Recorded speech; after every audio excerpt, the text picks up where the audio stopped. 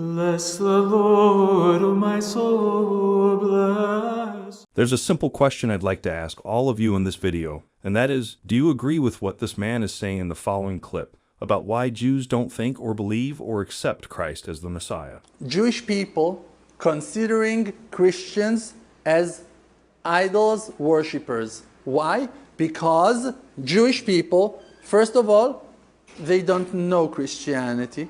The majority of Jewish people, they don't know. We've never been taught Christians' rules and to know if it's wrong or right. Like, we just know that it's wrong. That person is saying, that man was no man. He was not a man. He was God.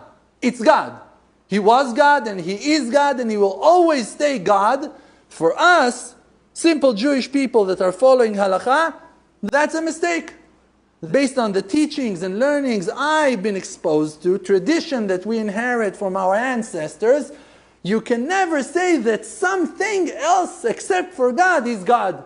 You cannot. Of course, I've shared so many videos talking about our Christian faith, why we believe, and more importantly, what it means for Jesus to be our Savior, what it means to be Catholics. But the reason I share this clip of the man explaining briefly why Jews don't believe Christ is their Messiah, I just thought it'd be interesting to hear your thoughts about it as well. And before we get to the end of this video, I'll leave this message shared by Father Iannuzzi before. Listen to this. But God is present everywhere, and we know that if we, in this life of ours, in which we can determine our destiny by our free will, that is, by our actions, by our prayers, call upon Jesus Christ and ask Him to save us, like Peter who was sinking in the water, Christ will infallibly always come to us, and we will be with Him for eternity.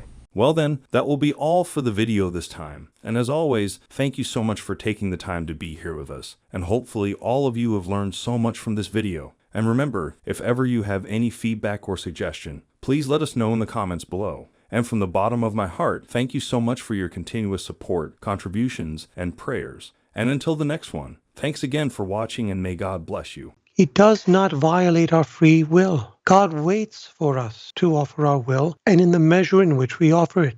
So don't be afraid to give your fiat to God. God knows your limitations. He knows your capacity. He knows your needs and obligations, and He will never violate them. This is a consistent teaching of not only the mystics, but of the saints. The devil puts into us a false idea that if we give our unconditional fiat to God, He will take everything from us and leave us destitute. This is a lie, and it comes from hell. And it keeps us from giving our unconditional fiat to God. And you should get rid of that thought if you have it.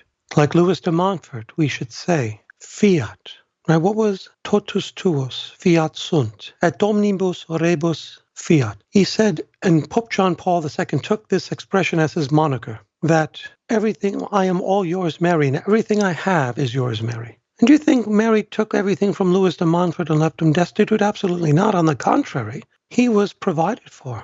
More than he needed. People were giving him offerings left and right, and he built this beautiful Via Crucis in France. That later on the bishop had it taken down, but years after the bishop's death it was resurrected. But the point is, if we give ourselves unconditionally to God, He will provide us more than He does now. This is the truth. But He will also give us the grace to participate ordinately in that which He shares with us.